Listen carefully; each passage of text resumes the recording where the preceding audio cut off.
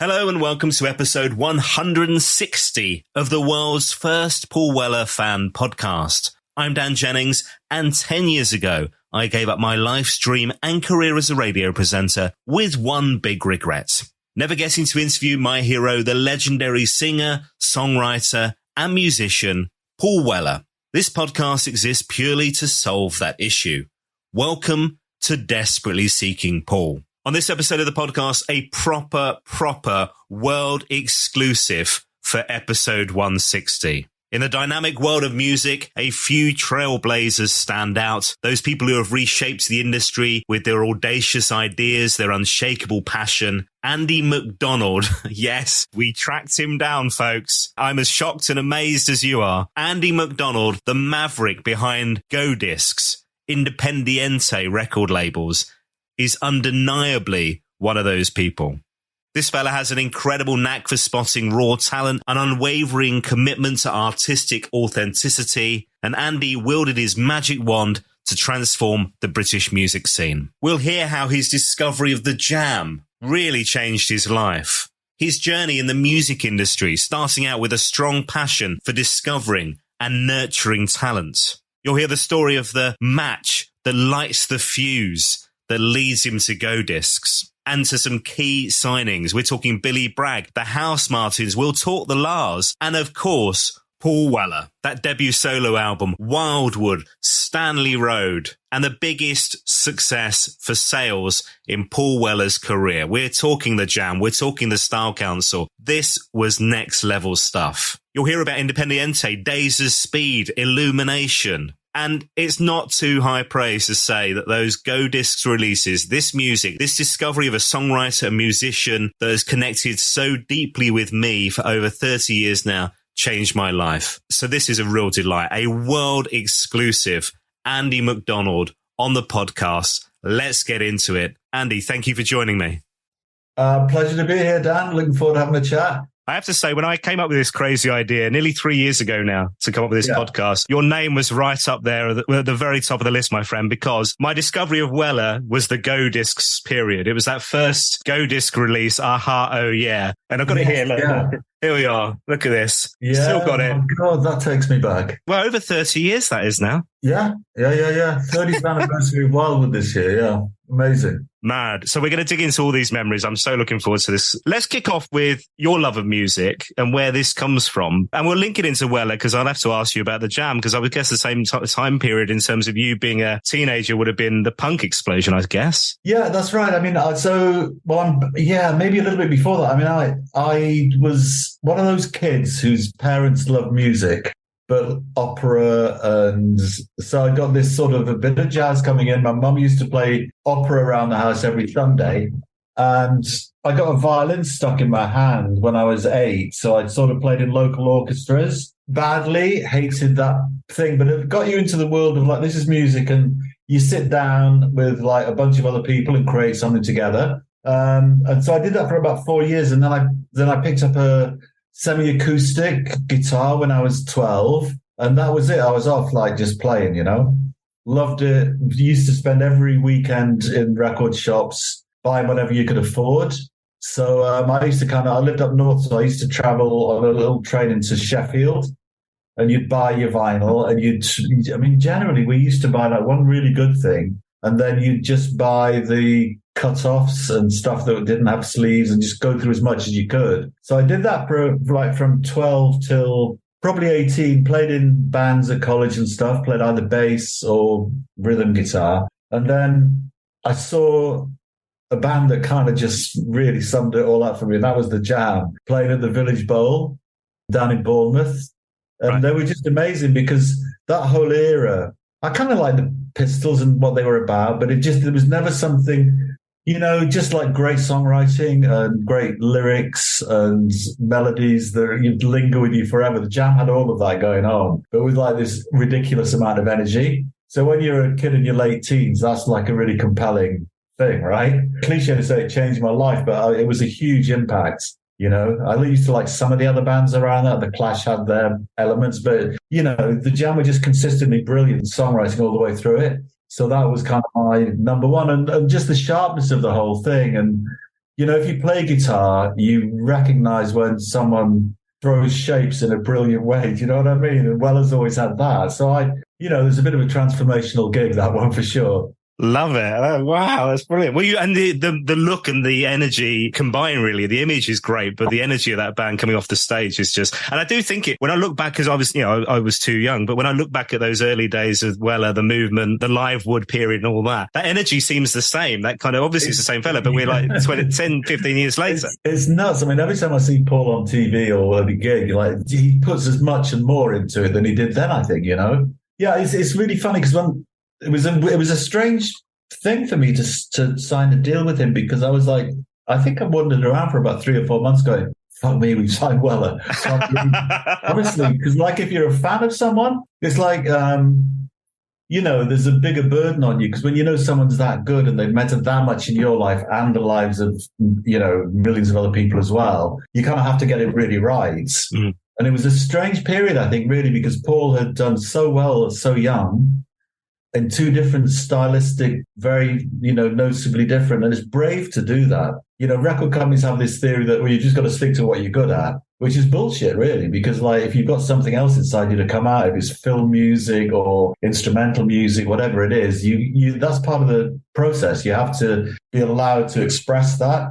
And that takes you to the next stage of what you're going to do. That was the thing for me. Paul had recorded that first album, just Paul Weller, the one with the gatefold sleeve without a "oh yeah" on it, which still sounds amazing, right? Brilliant. It's such a tune. I think a lot of like journalists, there are some good ones, but some are dicks, right? And I think a lot of them were like slighted because how dare you break up the jam, But that's his choice. It's his life to do what he wants to do, and it's his artistic expression, really. There was definitely that perception back in those, like the late 70s, 80s, that as a musician in your 30s, you're washed up, you're done. And I think Paul said this himself at the time, quoted in interviews. So a guy in his 30s making music was not a thing, was it? I think it's difficult because, like, just the bare process of writing something, particularly when you're someone who has a poetry about their lyrics, which he very much has, when you're putting it out there, like it only really matters if it matters to you, if you're proud of the work yourself, but it is going to get commented on. And it's very wounding. I see other people working in different artistic spheres, and it's like, how dare someone come in and fucking put the big club of boots all over something, It's like it's there, it's been created and crafted for a reason. And it's funny you mentioned that track because there was a really, like Spinal Tap, remember when they came out, there's this famous scene where they're talking about, I forget what it was called, but it was something sandwich. And the reviewer just said, Spinal Tap, whatever the title was, shit sandwich.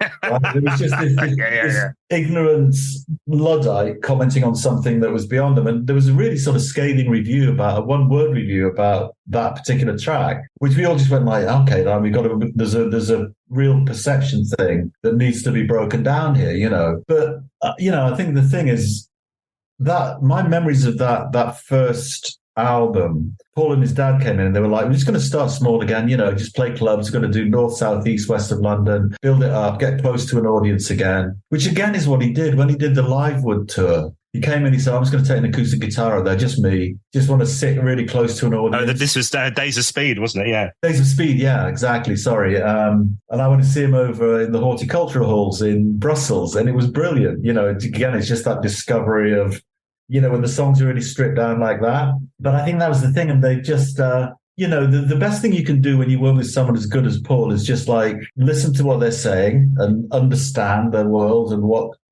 they, what fires them up, the things they don't like. I can remember having conversations with him when it started going quite well and he was invited on Top of the Pops. And at first he was like, I don't know if I should be doing this. Like I'm, man of my age. And I was like, well, what about like Muddy Waters? Or John Lee Hooker and people proper musicians keep doing it until they're 60, 78, till they drop. Because they can't hold the guitar, right? And he was like, yeah, maybe. It was a bit of a to and fro. And he eventually said, well, okay, I'll do it. I'll go on and do it, but it's got to be live. I'm not an actor. It's got to be a live gig. So we had to negotiate with the show, the BBC show, Top of the Pops. It's just more hard work for them, to get a live sound guy, et cetera, et cetera. But, he's not an actor. So it's like a musician. So he went on and was really good. But during after the run throughs, it was like, I was, so you're like 3 or 4 stages there. And one act comes on, does their thing. The other actors, on the stage ready to follow on. And I sort of whole pitch to Paul, because I thought it was important I do think there are certain shows that just are such a piece of British cultural history, you're kind of exempt from any criticism by being on them. But most artists correctly would go like, yeah, but I've got to sort of be in this mixture of bullshit as well. There'll be some good things and some that are ridiculous. He was standing on the stage, and I had a couple of weeks ago, like, yeah, but it's still a very credible show. There's lots of, you think of the people who've been on there over the last 20, 30 years. And he was waiting to go on, I think it was 2 acts before him. It wasn't Mr. Blobby, but it was someone like that. It was like a damn dressed up like a pantomime, whatever, And he just looked at me and went like, yeah, very credible. Let's take a journey to Go Discs and get there. So you've learned the guitar. I guess there's a bit of a dream of like, actually, the bands, you want to succeed at that yourself. But at some point you take a detour into the press office at Stiff Records. I mean, to be honest, I can play guitar a bit, but it wouldn't have been a thing I'd have been brilliant at. But I think what's been useful for me, and hopefully helpful for some of the musicians I've worked with, is that I went off and studied law, and I can do a contract, and I can put a balance sheet together, so I can do some business stuff. It's not just like, everyone's got their own take on music. You can understand it however you want to understand it, really. But I think it's so important, because it's like one of the things that happens in any society that, gets you closer to the gods, doesn't it? It's like, it's a beautiful expression of humanity to be able to connect. Yeah. I'm not a very visual person. I like the odd film, but I could stand in an art gallery and be a bit, I'm sure, it doesn't really fire me up that much. But I listen to music and it just takes you to a different place. And it's one of the few things that, can carry you through tragedy. It can carry you through really difficult times. It can elevate you. It can inspire you. It's a really exceptional art form, really. For me, it's the most direct one. So if you have that and you understand something about the process, there was one songwriter who I was chatting to, and they said something that stuck with me always. And they said, yeah, but the putting that album together, it was like a real journey, because I'd sort of wrote this track. That's like the grandfather song. And then there was another one that was related to it. And they just went through the whole album and said, like, that's the grandfather. That's where the whole thing came from. And then there's the mum and dad over here, and just describe these songs as human beings. And it just really made sense to me. And I thought, well, Christ, when you think about it, if you're lucky enough to be a parent, you know what you feel for your kids. But having a song is just another expression. It's another thing that you produce, that you put out into the world. So the relationship that the writer has got with that is so, so, so close. And you have to respect the hell out of that, really. And when you do that, you have to be really careful that you don't fuck it up by, there's a lot of people in the music business who think they're creative, but they're not. Like, musicians get music on a different level, really. Even people who are really good producers, musicians, it's they just understand stuff. Really good ones, and he's just obsessed with music, whether it's his own or other people's, So I think you have to be really careful around that. And it's a bit like you've got a duty if you're an A&R guy working with someone, or if you're in charge of any role that impacts on somebody's creative music and their creative world around that, you kind of have to stamp ring fence a big space around them to do what they want to do. Because if it's a really pure expression, without people tampering and suggesting things that are just going to waste time or are going to diminish something, if you allow it to be really purely expressed, it goes into someone's ears. When the listener hears it, it's pure. And it has a lot more value because of that, And I think that's the thing for me, has always been the thing I've tried to do with artists. And he's like the best one you could ever work with for that, because he knows what he's doing. He's, confident. To be honest, a lot of the time, he'd occasionally just say, what do you think about this? But he's so self-sufficient. It's very flattering to be asked. The first time when he had finished the majority of the songs for Wildwood, gave me, I think it was 12, 13 songs at the time. And there were, I think 8 brilliant songs. And his songs tend to go from very good to legendary, will last forever kind of thing. And I thought there were two songs that were good, really, really good. But, there was another thing to happen. And I was like really going like, how the hell well, it's a difficult conversation to broach. How am I going to do it? And then I was at home one evening, the phone went. It was like, Andy? I was like, yeah, it's Paul. What do you reckon? Anyway, what I think is I need another 3 songs. I've got one of them written already. I've got the studio time booked. I'm going to go and put everything down. I was like, excellent. You didn't have to have the conversation. Yeah, because like he knows. Yeah. Well, I think it's a difficult thing, isn't it? When something's, to get some distance to evaluate a body of work that you've created. But there's nobody in a better position to do it than the person it comes out of. So that was kind of the way that our relationship worked, really. I just let him get on with it, Yeah. And then from a record company point of view, you try and just back it as much as you can. And we used to put those records out there, all of them really, but I can remember in particular with Wildwood and then with Stanley Road, we just wanted to kind of, just you're so proud of what the guy's doing that you want to just go like, actually, there's a load of stuff going on here, but like, check this out. There ain't a weak moment on it. Every song's brilliant, and that's when you have a real pride in the people that you're working with and the work they're doing. I think that's the role of a record company and what it should be really. And it can only happen if you've got a lot of time and a small number of artists to focus on. I hope that's what Paul got. Some of the stuff he got out of it was just like, okay, no one's being a dick and suggesting ridiculous things. I'm sure we did at times without realizing it, but there was such a lot of goodwill towards him as a person. Right throughout the company, because the first kind of, that whole getting to know the record company and the artist. I mean, Paul and his dad, John, they'd sort of just bump into the record company. They'd speak to the kid on the reception desk the same as me or whatever. They're really like regular people. And that's not always the case. Some artists, but they just used to come in and make Evan a cup of tea and sit down and just chat. So you're working for a friend, right? That was something I thought was just really exceptional. There are other artists who are like that. Travis Fran Healy was very similar, very lovely, lovely, lovely guy, but just no airs and graces and just like, look, we're all in this together. Let's go off and, have some fun doing it and do it really, really, really well. The interesting thing is, so when Weller arrives at Go Discs is around 10 years old at that point. Yeah. So you start 83 and as like a 22-year-old man, I think. Did you always have that kind of understanding of this is the label I want to run? Because that's quite a visionary thing to go, this is how I want to treat artists and as a young man, isn't it? I think it is. I mean, there was one, no names, no pattern on that, but I got a job at Stiff for 11 months. And in the first 2 weeks I was there was someone quite senior in the company who'd set me off on this task to do something, right? And I was kind of, I'm not really sure what this is all about, but I know where I'll go. I'll go to the person who wrote the song. So I looked on the label copy where you have all the information about the song, length of song, musicians, producers, etc. So I rang up this particular musician and said, like, what do you think about this? What's really in your mind about it? I want to try and reflect what you're thinking. So I did that, created this piece of work, went and sat down with the guy who'd asked me to do it, the more senior person. And he just kind of had this look on his face and said, you've been speaking to the fucking band, haven't you? I was like, yeah, of course. Where else do you go? Like, speak to the postman or what, And I can remember the exact words. It was like, the thing you've got to learn, son, musicians know fucking nothing.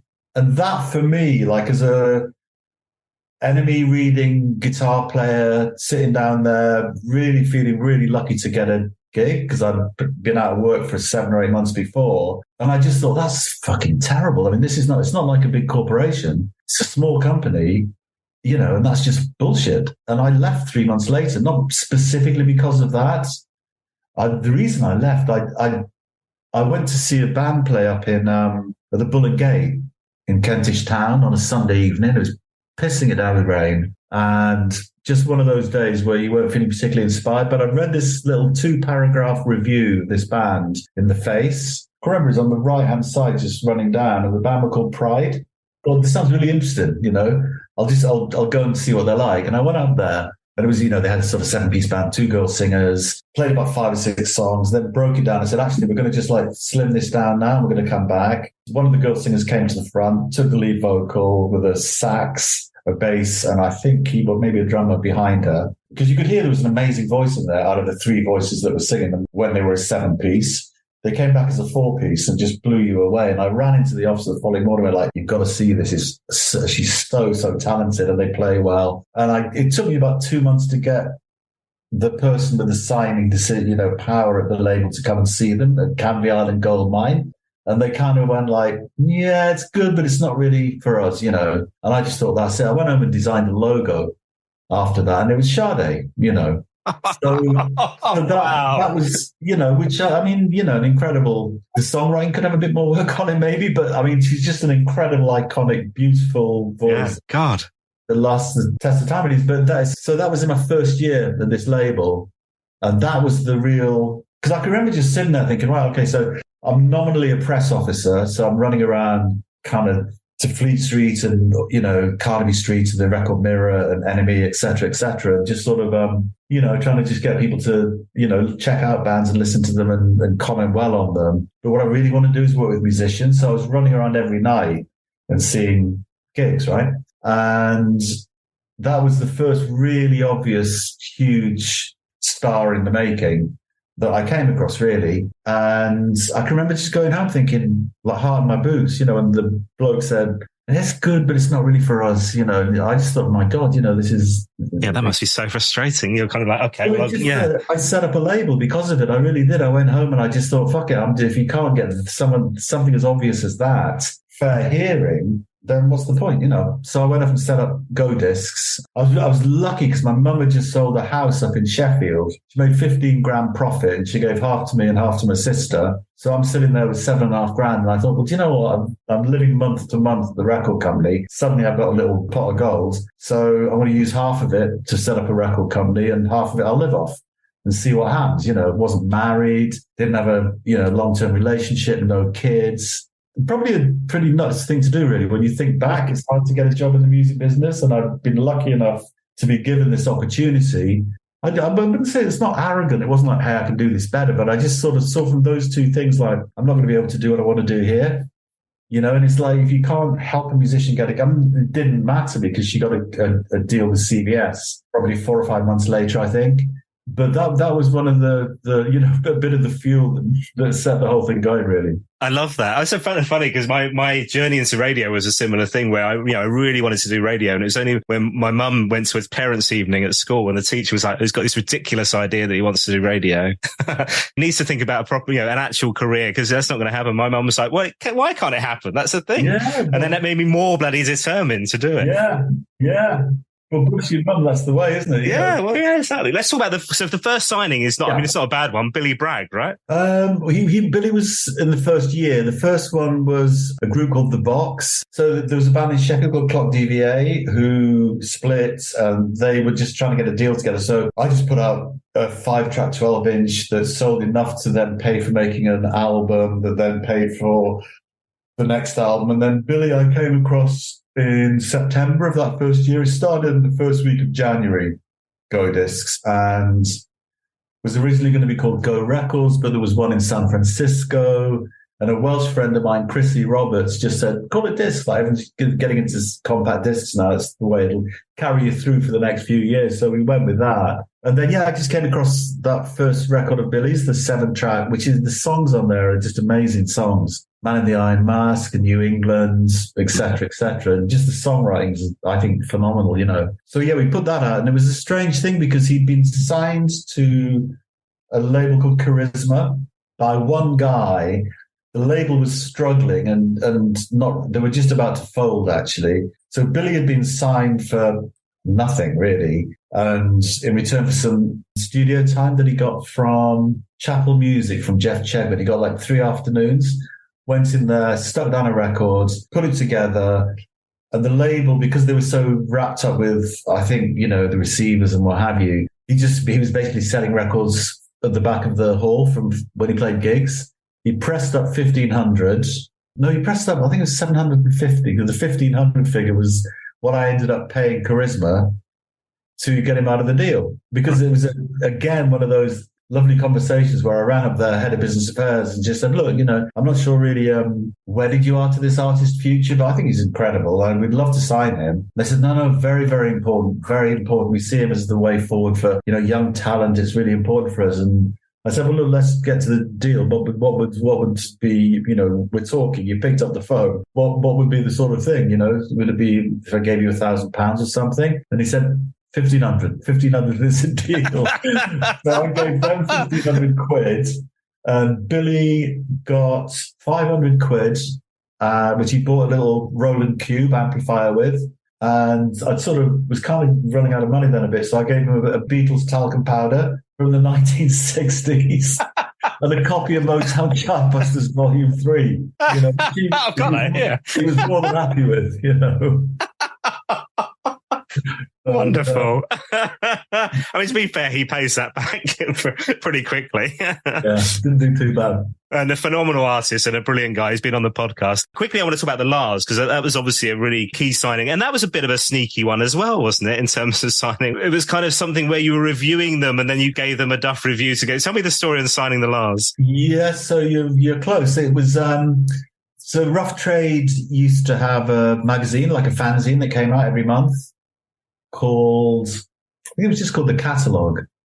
And they'd pick like an A&R guy or someone who ran a small independent label, give you 20 tapes. There was still cassettes at that stage. So they give you 20 cassettes of demos to listen to. And I listened to a few of them. And I think it was the seventh one that came out was the Lars. And I was like, fucking hell. This, it's got Son of a Gun, There She Goes. Right. Oh, wow. Looking Glass. I mean, just four of the absolute, and I'm sitting there with the journalist there and just going, it's not bad. Yes. Yeah. And you have to sort of then write up an appraisal of it yourself and give it, it's a bit generic, but you have to give it a mark out of 10 for the songs, right? In fact, there was one for artistic presentation of how the cassette was put together, which seemed a bit redundant, really. But songwriting, individuality, maybe. So I listened to these and just thought, Jesus Christ, this is phenomenal. It's just got to. So I deliberately went like, and you're thinking, well, the band are going to read this. I've got to be relatively positive, or you could put them off. But at the same time, every other fucker in a record company is going to read this as well. And how do you navigate this? So I kind of found a couple of other ones I could say good things. The one that got they're really nice band actually. Lester, who joined Norman Cook in Big right, yeah, on Beats International, yeah. So he was a singer in a band called Grab the Haddock, which is an unusual name. And there was some good stuff about them. So I made them the stars of that particular 17 or 18 different cassettes that were there. And then there was a gig up at the Everyman Theatre up in Liverpool about 4 or 5 weeks later, I think it was, just in the shadow of one of the new cathedral. And you sort of walked in there. The air was thick with smoke. Everyone's a little kind of wavy, and there was no stage. So they came on. You could barely see them, and they're all like 5'8". 5'9" max, but looking amazing. They got a little kind of corduroy bomber jackets on and Levi's and just bouncing around. And it was just an incredible, magical gig. And I was lucky enough. I found the manager and said, look, let's go and have a chat afterwards. And we went back there's a guy called Rob Swerdlow who manages quite a few good artists now.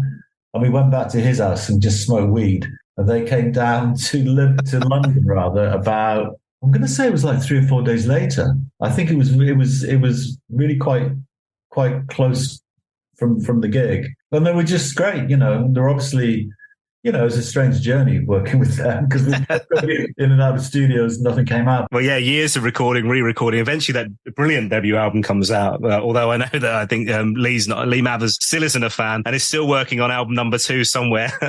Yeah, he's got songs. I mean, he's an unbelievably talented musician. He really is. You could literally, throw a stick of wood and a brick at the guy and he'd make it sing. He's an incredible drummer. I don't think I've seen a better rhythm guitarist, really. I don't know. There's just something different going on with the way his relationship with music is so close.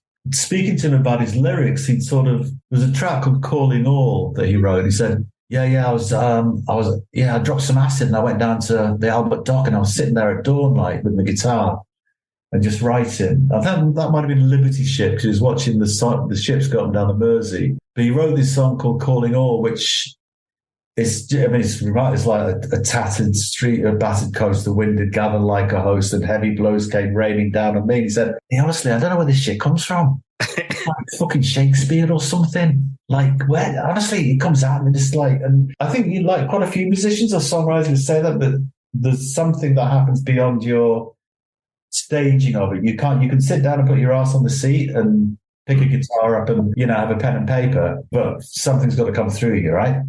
And I think there are occasions where it's beyond your own understanding of what's happening. And he would talk about those and go, I mean, look at me, I'm a little Scouser. I don't speak like that. It's like Shakespeare. But it's just this incredible poetry that he put down, remarkable stuff. Edgar Jones has been on the podcast. He was talking about making music within recent years, but that's never seen the light of day still. But he was saying like it's just like another scale. It's incredible. He's phenomenal. Really, really phenomenal. And lovely. Really lovely fella as well, Now let's get back to Weller. So we're at the end of the 80s and the Style Council, and Weller without a record deal for the first time since he was in his late teens, actually, when you think about it. So here's a question for you. Would you have rejected that final Style Council album?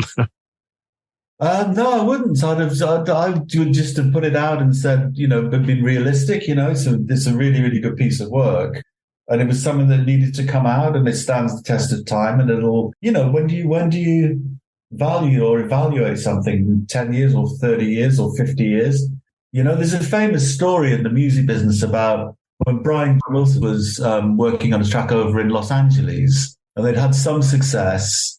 He was trying to get this sort of sound that would make this song really special. So he'd been working away and he sort of hired in different session musicians, all the best guys from LA to try and help, find this effect that he was after.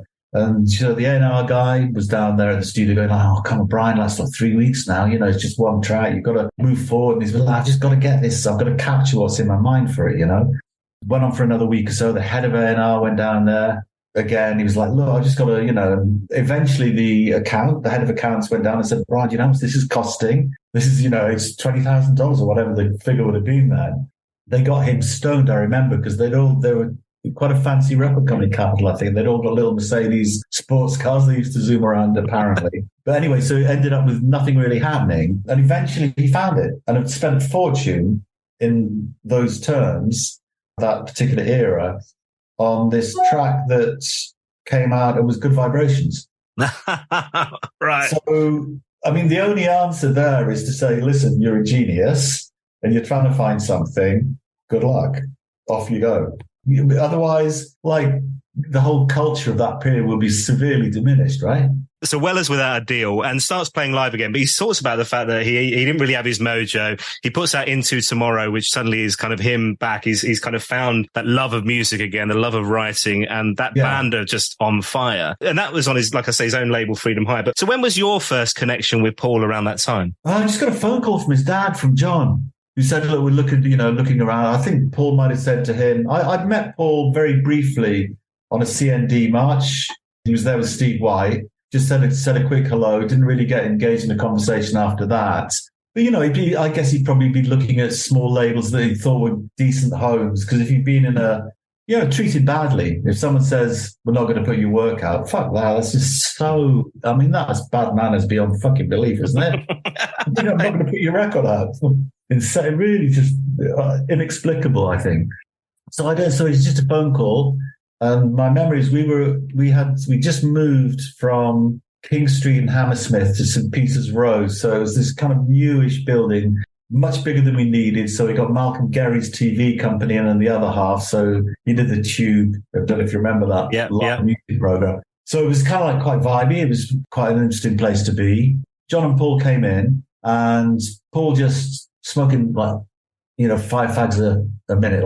And just really, I think just first time back in a record company, probably. We had a really good chat, I thought, for a few hours. And he said, I'm going to go and think about it. He rang the following day. He said, right, I want to come in and see you. Is that okay? And I said, yeah, but whenever, and it would have been that day or the following day. And he just came in. And this, again, it goes back to, if someone is good at what they're doing and they know what works for them, listen to it. If you think you can add something that might help, then do.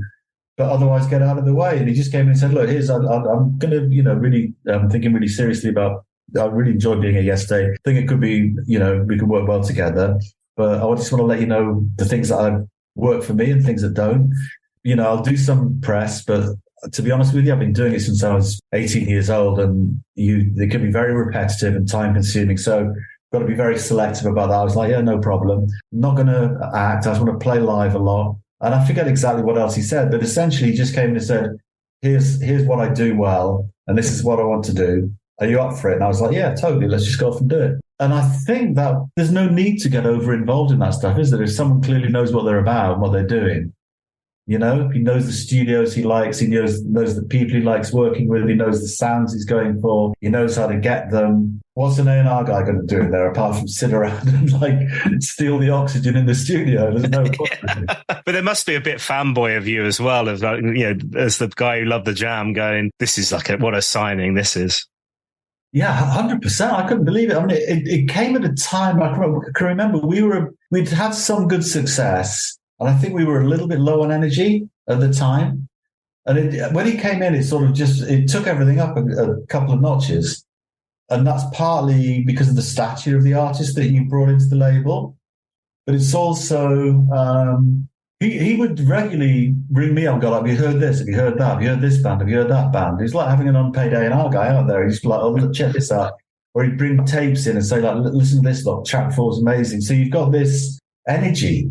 I mean, he just is he's a force of nature. He said about you, I can't remember which interview this was, but I found this in research. He said about you walk in and the MD is smoking a spliff and playing the guitar. That's my kind of company. that would have been, that was, we used to smoke a lot of weed, to be honest. That was that's how we used to do it. But like, it opens the doors of perception. You can hear the fairy dust on the, on the mixing desk. But, we used to do that. I think the exact quote was, you got a spliff on the go and he was playing with the football. All right. We always had a few footballs around there as well. And the thing is, that first album was part financed by the Japanese record label. So what comes to you is pretty much done, I'm guessing. Yeah, completely finished. Pony Canyon, the name of the Japanese label. He's got such devoted fans over there. So it was kind of an intelligent way to go, they revere him. Really, they've got, I'm sure you know the stories, but there are bars, they're Weller bars, that look like shrines to him, So that's my office. It was a really good place to start back, and it's a really, really, really good record. But you could just see there was, I think, well, for me, Wildwood is like such a classic record. You listen back to it, I couldn't, there's nothing that you would want to change at all. It's just this beautiful expression of where he was at the time, right? Well, I've got it here. Look where we are. Look on the beautiful vinyl. And you open up with Sunflower. Can you hear us, Holy Man? Wildwood. All the pictures on the wall. Has my fire really gone out? I mean, it's just banger after banger. Isn't it? Absolutely. Every one of them. But that's the thing, and if people can do that, you want them to do it more. But then I think that this is where hopefully a record company, if they're a good one, get involved, as you lock into that, because there's probably you want to kind of hit as many people as you can who will really benefit from it and respect what it is. And there's a level where you can get too commercial and push things a little bit too far. So that's always the thing to me. You don't want to leave anything on the table. Like, you want to just reach as many people as you can. That record was incredible though, because there was always something that I'm with Stanley Road. You sort of, as a record company, you prepare your marketing plans and whatever. And you might be sort of reaching people, whether it's through live events and whatever you surround that with press, or maybe there's some television advertising at a particular stage, or you look at the amount of airplay that's coming in, et cetera, et cetera. But it was always outstripping your expectations. It was always ahead of the game of what we could do. And there was just word of mouth and just the quality of it. It was just running ahead all the time, Same with Stanley Road. It just went... And the key with those two albums as well is Paul's at the Manor in Oxfordshire, this residential studio recording. Were you down there much, or did you just let them get on with it? No, I went up a few times. But again, just make a cup of tea, roll a joint, drive back to London. It's a privilege to be invited along on something like that, really, because it's a delicate balance in a studio. You've got, if the vibe's good, it can be fantastic. And if there's one thing that goes wrong, it can fuck everything up, and suddenly the whole momentum can disappear. So No, but Paul used to just get on with it and then say, come down, check out where we are, you know. I understand that album as well has a really special link for you personally, because you met your wife at the album launch party. Was that right? It was actually the launch party for Stanley Rhodes. Okay. I met my wife, and I forget why, because we just got together really quickly, and I proposed to her about 3 or 4 months later. And we've been together for nearly 30 years now, 20th wedding anniversary at the end of this month. But so we would just listen to both of them. But Wildwood was the one she just took it. She's Tanzanian, and she went back to see family over Christmas and took that album with her and just listened to it nonstop. So it's it's in our story in a big way. Yeah. Oh, lovely. Stanley Road. I mean, it doesn't get much bigger than that one. Huge #1 album, and it just keeps selling in the UK. And interestingly, it doesn't really break globally. And this is one thing that I wanted to chat with you about Paul, in terms of outside of the UK. I mean, was that still the Go Discs thing where you were internationally distributing it? And was that a challenge to break him or to get an audience again in the States and down under and other markets outside of the UK? He does well in the States. I mean, he can go over and play to 7,000 or 8,000 people in LA, and in New York, there won't be an empty seat, and he can hit most countries in a really good way in the major cities for sure. I mean, we had a deal that we sort of owned the company here. So it was a pressing and distribution deal here and international licensing. So you never quite know, because if a record's great, it sort of leads the way. Like I was just saying, it's always outperforming your expectations. And I don't know, people have said that to me before. Is it too British a sensibility? And, I mean, it's sort of all the Anglophiles go obviously for the UK artists first. I wouldn't have a coherent answer for you on that, really. I mean, I asked myself the question, could we have done more? Because you're reliant on the goodwill of strangers, really, a little bit. And you can sort of, but I mean, your Dutch record company have got their own priorities. The French record company have got their own French priorities. There's always give and take, really. Off that album, there were like 4 outstanding singles. Out of the Sinking, then we get Changing Man, then we get You Do Something to Me, then we get Broken Stones. It's just like bang, bang, bang. There's a record label boss. You must be like just skipping into the office every day. Yeah, for sure. But maybe that part of the reason that it's that good is when you've got someone who, is a very driven songwriter, when that is broken a little bit. I mean, I've never really spoken in depth to Paul about that, but I would imagine it's not great for your confidence when the people that are putting your records out say, we're not going to put this out. So that fractures the process for a couple of years, but it creates a vacuum because you don't lose your talent, right? If you're a great songwriter, you're a great songwriter. You just got to find the circumstances to write great songs. So maybe the fact that there's so much good work in that period is phenomenal, really. Every B-side is incredible, let alone. Yeah. I used to kind of sit there and just think to myself, like, who else has come out? And there's the Beatles have had this huge global thing, 13 albums over 7 years, then split up. But out of the UK, who else is challenging that? And I couldn't find anyone else other than Paul, to be honest. And I think the fact that he's now done it so well for so long, it's ridiculous, really. I mean, it's brilliant that someone just has something to say, keeps expressing themselves in really poetic and beautiful ways. Well, the fact that we can get on Sunset and Fat Pop in very recent years and 2 #1 albums and still saying new things is, in a 30-year solo career, is remarkable, isn't it? I said to Charles Reese, I bumped into Charles Reese at an event the other day, Paul's studio engineer, and I said that you were coming on. He said, ask him about the 1970s Seaberg jukebox with Peter Blake's Stanley Road artwork that Andy gave Paul. Oh, that was the person. There's a really, really imaginative marketing guy that worked for us called Tony Crean, who is an Everton fan, obviously a Scouser. He's the guy who came up with the connection with War Child and had the idea for putting the Help album together for War Child. He's a maverick genius. And one of the things he did when we had put the Portishead album out, Dummy, I mean, he set up a pirate radio station that when people went over the bridge by the House of Commons, he got, a huge projection onto the wall where the traffic was stuck saying 94.3, tune into this, and it was playing the album. Or he'd chain up, it's called Dummy, and there were lots of showroom dummies painted blue with a P, like the parking sign on the front.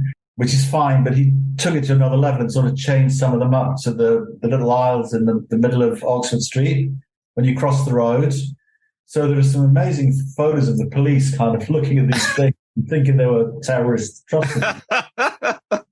So that, I think that was one of Tony's ideas. He's a huge vinyl fan, so he'd know more about the specifics of exactly what went in there.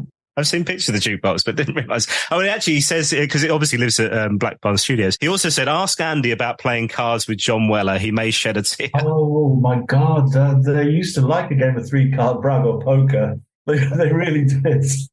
Did you ever win anything? Yeah, I had one or two really good nights on a UK tour. But, overall, I'd say, no. They bless them. I love them. They were such fun people to work with and hang out with. I think Paul was playing, it might have been Frankfurt or maybe Berlin or something, but he played this really, really good gig. We went back to the hotel, just checking in, getting the keys and stuff, and John turned around and said, fancy a game of cards, do you? A little game of 3-card Bragg.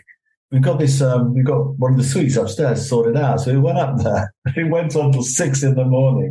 And there's John, myself, and Kenny Wheeler, who's part of the management team, was always on the road with them.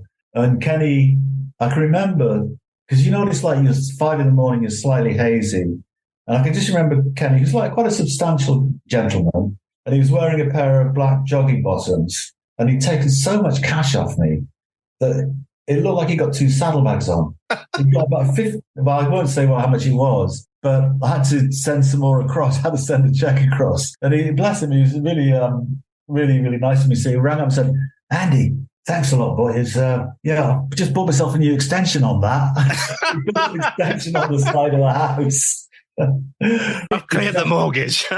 Yeah, we had a good setting up in, I think it was Tea in the Park. There was definitely a Scottish gig. When we went there, I mean, they'd always got a pack of cards, right? And there was it was after the show, everyone was just having a drink and stuff. It was like an old dance hall. And John pointed to these red curtains up on the stage, said, here, let's get a table up there. So we had just put a card table, 7 or 8 people playing away. It was like something from Boardwalk Empire, it was kind of getting fiery, but that was always after the gig stuff, So now let's talk about the end of Go Discs and then what comes next, because again, it features Mr. Weller. The sale to Polygram, that wasn't something you wanted to happen, right? No, it really wasn't. Not least because it was working out brilliantly. It was a lot of fun. We were selling a lot of records. The roster was fantastic.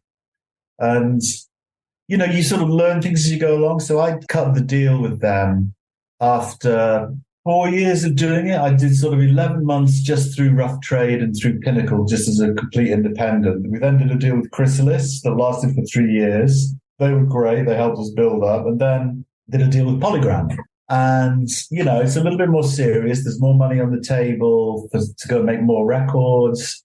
We knew a little bit more about what we were doing then, I guess. And it was a strange contract in the sense that we kept 51%, sold them a minority share. And at after 5 years, after 7 years, after 9 years, then you'd sit around a table and say, okay. And I was always like, no, we want to carry on, but we want to own it. We want to get the other shares back. So the mechanism that was in place was that we had the final rights to outbid Universal as it became by paying an extra 15% on top.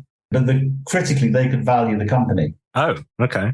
So the reason that we lost control of the company was they put a very high valuation on it. And I was running around speaking to various people, bearded billionaires who set up rocket ships and stuff, just everyone you could try and find to back you in this new venture. And we couldn't quite get anyone to back us that far. So they priced us out of our own label, which was just awful. I bet. I mean, that's brutal. Heartbreaking. I'm not like an easy cry, but I was in floods, man, for like the rest of that evening, and set up Independiente the following day, pretty much. It's when like best way to get around it is just to keep doing it. Just go again. Something different and just off you go, So then we found premises at the drill hall in Chiswick, built a new floor in there. and just carried on. But I was really keen to keep working with Paul. So we did a deal where I sort of A&R'd as much as, because then he had at least had the same freedom and team around him. It wasn't the case of switching over so someone could come and go like, right, you've got to do dance music now, mate, or whatever. So then carried on after that, So the heavy soul period, which would have been with Island and what would have been heliocentric, were you still involved with Paul from an A&R point of view at that point? As much as you ever were. Like I said, it was a very kind of light touch kind of A&R approach, really, because if you don't need to be in mixing, then why would you, The first album release for Independiente for Weller was The Days of Speed. We kicked off the podcast talking about that acoustic tour, which seemed like a massive, like a really brave thing, because he was so out of his comfort zone doing that type of thing from everything I've read, of like, actually, this is him acoustic guitar out on the road. There's no band behind him, whatever. But it was so massively successful, wasn't it? That tour and then the album as well. Well, again, it was one of those that just kept racing ahead. I think the idea was just put it out and let it find listeners, and it kept going, sold 500,000 copies, and I don't know what the equivalent would be now, but it's a proper work of art, isn't it? There's not so many of those that come along. I think future generations will just keep finding that stuff, whether it is a Brian Wilson thing or something that Paul's put out, or. It was lovely that he was revisiting the Jam, the Style Council again. He hadn't touched those songs for a while, and suddenly, like, he was embracing for the first time, I think, truly, like that entire back catalogue. Yeah, incredible, really incredible. Most songwriters, I think, can look back at things that they've changed, or they'll have a certain association with that period of their lives and stuff. But to be really comfortable with everything that you've done, predominantly, is remarkable, I think, isn't it? Really. Yeah. It's like such a lovely outcome, There were a couple of people I should have mentioned actually during the Go Disc years who touched Paul's career in different ways as well, who I think were all employees of you. So Phil Jupitus was one. He was a runner at Go Discs, right? Well, he was more than that. He used to sit and listen to tapes. He did some A&R for us early days. And then he started doing his shows, little shows, and it just took off really well for him. But he's lovely, Bob Porky, the poet. That's right, yeah. And Pete Mason. Pete Mason's been on the podcast, who was lovely. Yeah, he's great. Simon Dine worked with Paul Weller from Illumination, which was on your label, but then 22 Dreams in a big way and all that. Simon was 15 doing a fanzine in Portsmouth. And I'm going to remember the name of it, but he used to come to House Martin's gigs or Billy Bragg gigs. And he used to miss his train back to Portsmouth as often as not, so he'd keep on our couch at the time. And he was given the nickname, because he came from Fareham, just outside Portsmouth, so Paul Heaton nicknamed him Freddie Fareham. So he's known as Freddie.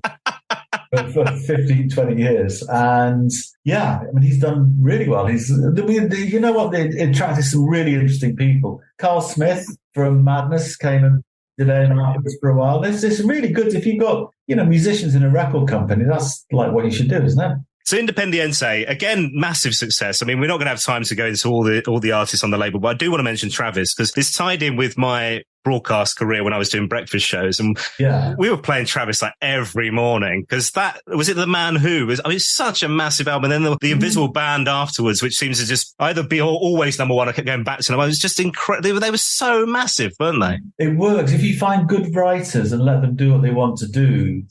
You just get better songs if they feel comfortable and supported and know that it's going to get a really big push when it's done. And, I would honestly think that pretty much every musician who's ever put an album out that's worked will have a bit of them going like, Jesus Christ, I did a lot more touring than I wanted to do. But there's something about dignifying the work by going that extra yard, but not the extra yard that can make it a souring experience, really. But it's funny because, he's again a really, really fantastic songwriter, Franny. And I heard that first. It was funny because when we still had Go Discs, when they had a band called Glass Onion after the Beatles track up in Glasgow, and Franny had joined late, and there were two brothers in the band, and you could sort of feel there were two sides to the band. There was a very organic sort of, like if you listen to All I Want to Do Is Rock, that quite sort of feedbacky, chunky guitar of Andy's, and then there was a sort of more prog rock, I suppose, like sort of lots of keyboardy stuff. There was a keyboard player, and I forget what the other brother did. But it was one of those things. It was like there was something that was really appealing about the tracks, but there was something that threw it off, And Fran eventually just sat down and had the conversation and said, look, I think we need to go our separate ways. And they got Dougie in, who hadn't played bass at all by then. And suddenly his 4 friends making music. And they'd been, Franny kept saying, he said, I knew we signed you because like our logo was a G and an O for Glass Onion and you were Go. So I just knew that we, it's just meant to be. Yeah, he dropped an email last week. I think he's over in LA at the moment, but we've not had any Travis music for a while, have we? We need this. I mean, we'll be writing. I've got to get back in touch. We haven't spoken for about 6 months or so, but I think he moved from Berlin over to LA. I'm not sure for how long. How did it work with Paul in terms of was it an album by album basis? Because when we get to Studio 150, Paul's moved to V2 Records, he's moved to Branson, not with Independiente. Yeah, I think that was at the end of our contracts after the last records with Independiente. And I'm not sure exactly how, what they say about like the music business, if you can remember what was going on, you weren't doing it properly. So, what a pleasure and a privilege to work with someone like that, though, You've got the disc behind you, and I can tell from you talking about this has been such a passion as much as a career of releasing and working with these artists and putting their work out and being part of that this meant so much to you, clearly.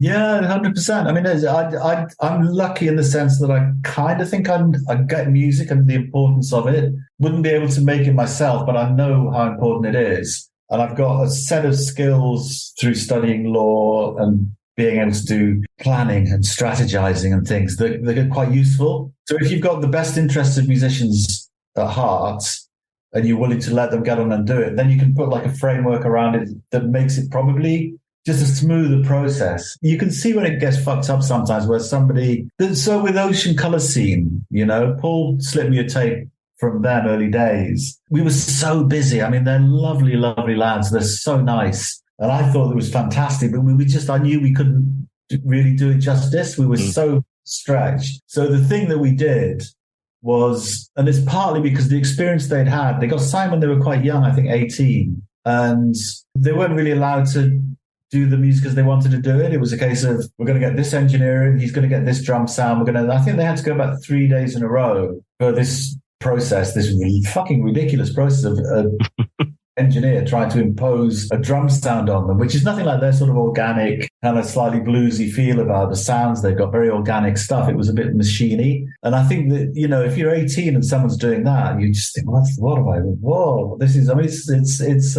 very wounding kind of process. So the thing that happened, and it wasn't just us, so Brendan Lynch, who's done a lot of work with Paul, we'd invested in a 16-track studio. My head of A&R thought it would be a good idea. It ended up being sited over in East London.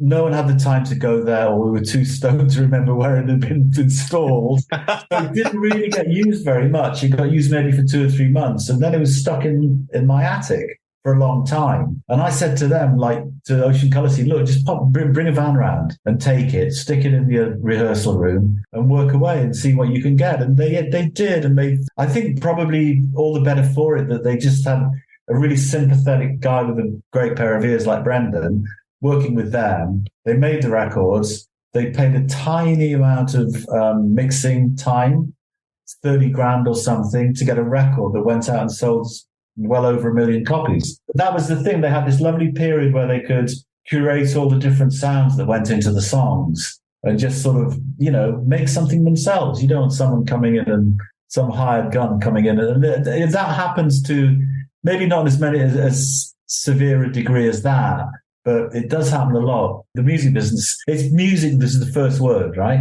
And then business. The business is there to support the music. And it sometimes ends up the other way. There's a book in this. There's you telling your story. But would you have any interest in that? I suppose the memories are hazy, maybe. I don't know. I'm giving myself a bad billing. I haven't actually smoked a joint for about 8 or 9 years now. Don't drink either. It's no fun at all now. And you've completely walked away from the music business now. So you've sold up in terms of Independiente. It's no more. Yeah. So I sold Independiente in 2018. I'm really lucky. So I've got this lovely wife who didn't work and stayed and raised the kids. And when I'm running around, touring around the world, she just kept everything rolling forwards. And now our kids are old enough to have left home. She's a fashion designer. So that she's got enough focus to just create what she wants to create. I sort of run that for her. I say run it, but I try and add logic into the strange world of fashion. I'm not a fashionable bloke myself, to be honest, but there are certain things that are very, it's just business, isn't it? But it's also working with creatives again, isn't it? It's that thing of actually that, it's a relationship. I mean, I've always had, generally when it's worked well, there's been someone, you just like what they do and you like the person and you fight their corner in the ways where you can make an impact, I think, whether it's going, let's back that with a TV advertising campaign or make sure that journalist doesn't get near again, whatever it is, just to make it because it's creative stuff. I mean, creativity is like really finely balanced, I think, it's this brilliant thing. And when it's flowing well, that's, those are great markers in human culture, really. And it can be, it's like a little spinning top. And if someone blows on one side where they shouldn't, the whole thing can go tits up. Yeah, one comment and suddenly the whole thing collapses because it's so fragile and it's so, and you've got to support it and let it breathe and grow it without trampling all over it, right? Yeah, exactly that. I've always figured that the best songwriters have a facility somewhere just to plug into things in a slightly larger and more profound way. The things that people empathize with when they hear a great song is being born out of really empathizing with something, whether it's grieving something or feeling exultant about something. And I think they capture those moments and express them either through a musical phrase or through lyrics or through the phrasing of a vocal, whatever it is. And it just is done so well, so exquisitely that it just sticks with human beings who hear it. I think that's what great musicians and great writers do. They capture the really important stuff and send it out there so it lasts forever, This has been such a joy, such a treat. And I know the listeners to the podcast are going to feel the same way. I have two final questions for you. So you're allowed one Paul Weller song for the rest of your life. It can be The Jam, The Style Council, or solo. What would you go with? Do you know what? I couldn't pick one. I honestly couldn't. There's so many. If you asked me to say, give me 30 or 40. Honestly. Well, come on. What's in your head? Come on. Well, you're the first person who's allowed 30 songs. Song's amazing. Changing Man's amazing. In the City. All around the world. I mean, just, give me 30 or 40 shots, please. So many good ones. You Do Something to Me is an incredible song. What would you ask if, as soon as this interview's over, this conversation's over, what would you go and ask Alexa to play you? What would I ask Alexa to play me? I'd go for Wildwood. I love Wildwood. There's just something, it's the way it just creeps in very gently. It's a beautiful introduction to a song. I love that song very much. But then I'd ask it to play lots more. Now, Andy, the purpose of this podcast is to meet people like yourselves who's had this, and I've got a big old list, like I say, but the people like yourselves who've had these connections with Paul Weller, they could be band members, friends, family, hugely influential people, record bosses, all of you. I want all of you on the podcast. But the reason I created this podcast, I don't know if I've told you this, the reason I created this podcast was for me to get the interview with Paul Weller that I never managed during my radio career. It's my one big regret from giving up my life as a radio presenter that I didn't interview Weller. If it happens, I created a podcast. That's the only reason I created a podcast. If it happens, they will come, right? Well, that's fingers crossed. If it happens, what should I ask him, Andy? I just have a lot of love in my heart for the guy. He's a really excellent person, and it was just like a privilege to work with him for a period of time and have a little way of nudging him back off to do what he can do, to showcase what he's got to the world, really. I would probably ask him, was there anything that we could have done better? But, as a record company, were there things that we could have supported you in a better way? I'd like to know that, because that's the drive of it, really. I can remember one thing. There was a period of time where the charts committee for records used to have insane rules. Like you couldn't give a T-shirt away, you could give something away. And it's when people were getting a little bit over commercial with things, different formats, etc., etc. And there was, I forget which album it was, and it came out, and previously there'd been a rule that allowed you to put sort of artist postcards inside. I think this was Heavy Soul. Was this not Heavy Soul? I think, yeah. Might have been, yeah. And somehow someone in our marketing department had missed the memo that it had been changed from you could put 5 or 4 postcards, I think it was, and you could now put 3 because it's seen as being an extra freebie and inducement, which it isn't really. I mean, it's just another nice little thing around the record, right? They'll buy the record if they like it. And so basically, Paul's records, the best record of that week and probably a few weeks afterwards, came out, sold enough to go to number one. But there were maybe 15 or 20,000 sales were disqualified because there was one extra postcard attached to it. And I can remember thinking, oh, Christ, fucking hell, how the hell did that happen? And do you know what? This speaks volumes about him. He came in the following day to the office and just said, don't worry about it. Eyes on the prize. Let's keep pushing forwards. Wouldn't be great if it happened again, but let's, And he came in and basically let everyone off the hook, which it's a proper grown-up way to behave, right? Because it's not badly intentioned. It's just a really, I'm not going to say unforgivable. It's like a major error. Yeah, it was the difference between number two and number one. And yeah. Yeah. But I think that's great. I mean, I don't think he defined, if he knows the work's good and the people are good. But I thought that was lovely. I thought that was just as a humanistic thing to come in and go like, these things happen, shit happens, eyes on the prize, let's really make up for it, No, I mean, everyone loved that so much at the label. Everyone was like, that's a really kind, proper, nice thing to do. That's a great question. It's also interesting because he's now, the last couple of albums, he's been back at Polydor again. So it's gone full circle and obviously different management and all that, right? But that bond or that relationship, it seems very different now, that relationship between record boss and artist across because the industry's changed so much. But it's still important that you have the backing of a good record label, right? Yeah, I think so. Because if you've got that unique talent, it's like, I don't know, maybe I did smoke too much weed in those days, but I always used to visualize the way that the music business is. The elevated stuff is going on up here, and that's writing and playing and producing. It's the actual creation of the music itself. And everything else is underneath supporting it. Keeping this stuff going and allowing it to look as far as it can and just be really unbridled and passionate and just, to express the great stuff. And it shouldn't be where record companies look down and think, oh, I could try that. We'll try this band. We'll try that band. And sort of plucking out these musicians, it goes back to that phrase that I heard in the first 2 months of being in the music business. You got to learn musicians know fucking nothing. It was so like, whoa, that's all wrong. Yeah. I love the fact that's the match that lights this entire story, isn't it? It's the spark.